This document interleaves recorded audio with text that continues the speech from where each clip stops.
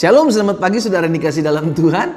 Puji Tuhan, pagi hari ini kita kembali akan merenungkan firman Tuhan. Setiap pagi kita memulai hari dengan firman Tuhan. Karena sepanjang hari ini kita akan banyak menghadapi tantangan. Tapi firman Tuhan memberikan kita kekuatan. Firman Tuhan memberikan kita pengharapan. Kita berdoa, kita datang kepada Tuhan. Bapak, terima kasih buat hari yang baru. Kami bersyukur karena hari ini adalah hari berkat, hari mujizat, hari lawatan Tuhan. Hari di mana kami mendapatkan kekuatan, teguhan hati dalam hidup kami berasal daripada Tuhan. Melalui firman-Mu, Tuhan bicara bagi masing-masing kami. Urapi kami ya Roh Kudus. Di dalam nama Tuhan Yesus kami berdoa dan kami bersyukur. Haleluya. Amin, amin. Puji Tuhan. Saudara dikasih dalam Tuhan, pagi hari ini kita akan sama-sama merenungkan firman Tuhan yang saya ambil dalam Injil Yohanes, pasalnya yang ke-9 ayat 6 dan ayatnya yang ke-7. Yohanes pasal 9 ayat 6 dan ayat 7. Kita lihat firman Tuhan ini. Setelah Yesus mengatakan semuanya itu, ia meludah ke tanah dan mengaduk ludahnya itu dengan tanah, lalu mengoleskannya pada mata orang buta tadi dan berkata kepadanya, pergilah, basuhlah dirimu dalam kolam Siloam. Siloam artinya yang diutus. Maka pergilah orang itu, ia membasuh dirinya lalu kembali dengan matanya sudah melek. Saudara yang dikasih dalam Tuhan, pagi hari ini ada satu cara Yesus menyembuhkan yang agak sedikit unik dari sebelumnya. Biasanya Yesus menyembuhkan hanya dengan perkataan saja. Pergilah, tunjukkanlah dirimu kepada imam-imam. Yesus berkata kepada 10 orang kusta. Yesus juga berkata kepada orang lumpuh, bangkit berjalan. Tapi cara orang buta ini berbeda sedang dikasih dalam Tuhan. Alkitab mencatat Yesus meludah ke tanah. Yesus korek-korek, aduk tanahnya itu lalu oleskan atas mata orang buta itu dan suruh pergi basuh dirimu di kolam Siloam, sedang dikasih dalam Tuhan. Dan akhirnya apa yang terjadi? Dia sembuh, dia melek. Nah, jadi saya pelajari begini. Ada kalanya Yesus memakai caranya yang unik, iya kan?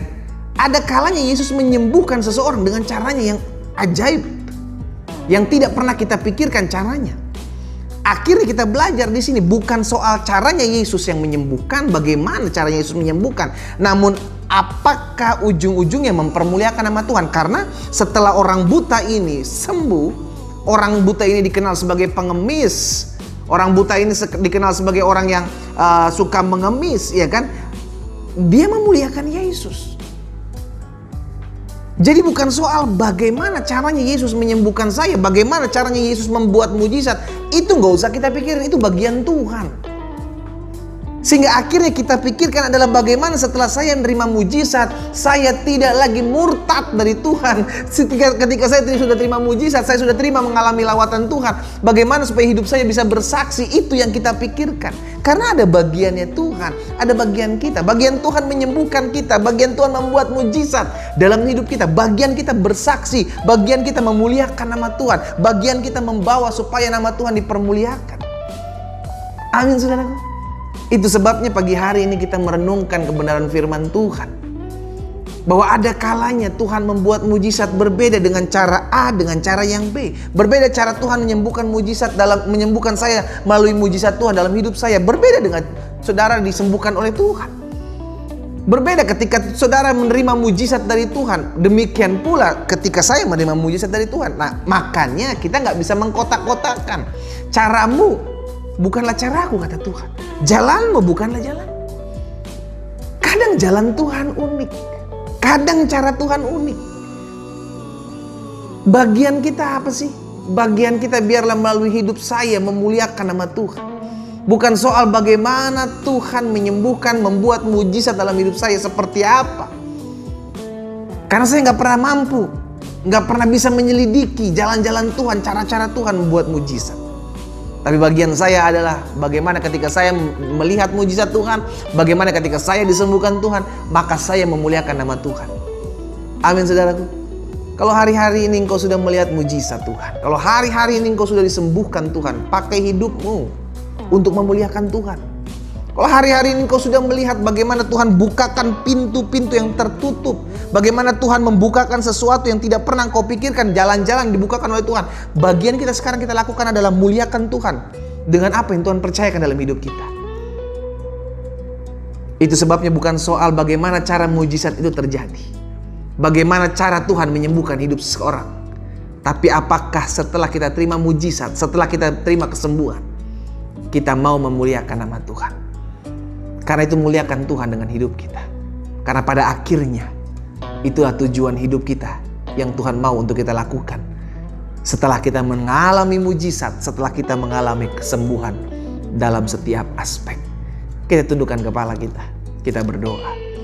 Bapa, terima kasih buat kuasa firman-Mu yang mengubahkan cara pikir kami. Ada kalanya Tuhan menyembuhkan kami, ada kalanya Tuhan membuat mujizat dalam hidup kami dengan cara-cara yang unik yang tidak pernah kami mengerti. Karena itu biarlah pada akhirnya kami hanya memuliakan nama Tuhan. Kami tidak mau membanding-bandingkan cara Tuhan menyembuhkan, cara Tuhan membuat mujizat bagi orang lain maupun kepada kami. Kami tidak mau membanding-bandingkan karena kami tahu cara Tuhan berbeda ketika Tuhan menyembuhkan kami dengan ketika Tuhan menyembuhkan orang lain. Karena itu biarlah bagian kami adalah tetap terus memuliakan nama Tuhan. Tuhan, ampuni kami kalau hari-hari ini kami sudah disembuhkan, kami sudah melihat mujizat, kami sudah dilawat Tuhan, namun kami tidak bersaksi. Ampuni kami hari ini Tuhan. Kami mau hidup kami Tuhan pakai. Dan biar melalui hidup kami nama Tuhan dipermuliakan. Hamba berdoa di dalam nama Yesus. Tangan Tuhan melawat setiap kami. Terpujilah Tuhan. Di dalam nama Yesus kami berdoa. Haleluya. Amin. Amin. Kita menikmati kopi kita pagi ini.